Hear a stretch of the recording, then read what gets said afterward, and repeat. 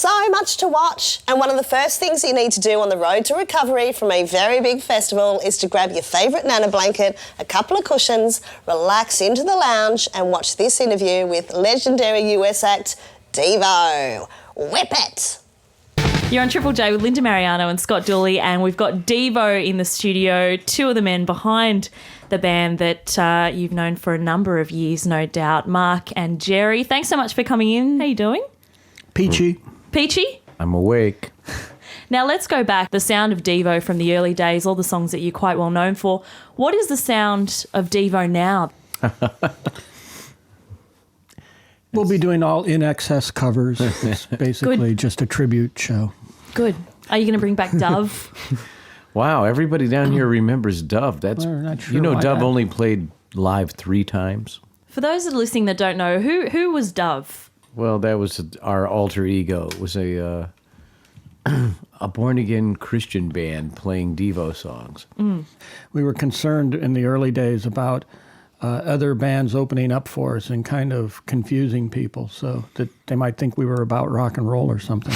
So you just opened for yourselves? Yeah. What was the audience reaction? Boo! Right? Yeah. We'd get booed off the stage. Devo. And then there'd be like a few people in the front row that would Recognize us. It's kind of interesting to get booed fun. off stage and then get cheered for 3 encores in the same night. It's a wonderful place. How are you? How are you? Besides the music, you've been very, very involved in, wanting to make films and do some very, very visual arts. Well, Jerry and I met at Kent State. We were both art students. We were in the art department. And the first things we collaborated on were visual. Yeah. It actually even preceded the musical collaboration. And the music was driven by visual ideas. Because you guys were kind of inspired by the Andy Warhol factory and that kind of stuff. Well, yeah, that was the best thing we saw growing up. I mean, that was good stuff. Now, could a band start out, do what Devo did and start out and just say, okay, we just want to just make something? Absolutely, they could Yeah. do that. Some ways easier than ever, but I think there's something in the culture where we're at the end of Western culture, where there's kind of like a entropic decimation of energy, and there's a lack of motivation to do so. My God, if we were Devo now, we would certainly use the internet. We would use YouTube and our own website to do exactly what we did with the film The Truth About De-Evolution, except we could reach millions of people at once. You don't have to start off playing for 3 or 4 years in little clubs.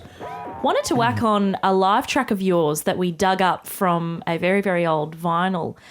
This is a live recording of you playing in California, August 20, 1980. What are the memories that you have? Is it all one big blur, or can you actually remember these specific gigs? They're all like snowflakes. Each one is unique and different in its own way. Let's have a listen to it All now. right. Recorded in 1980, Devo on Triple J and Uncontrollable Urges.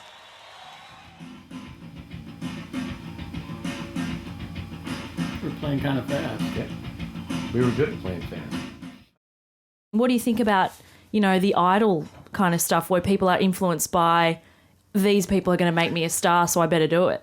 My personal that's- viewpoint on that is it's the most vapid, worst constipated end of creativity. Let's put it this way. If American Idol was the model by which people became stars starting back in the 60s, there would be no Bob Dylan. He would have been gonged right off that show. There would be no Rolling Stones.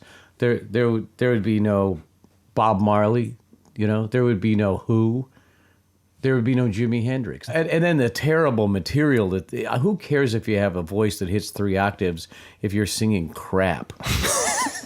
All right, we have been speaking to Jerry and Mark from Devo. Thanks so much for joining us. Thank you. For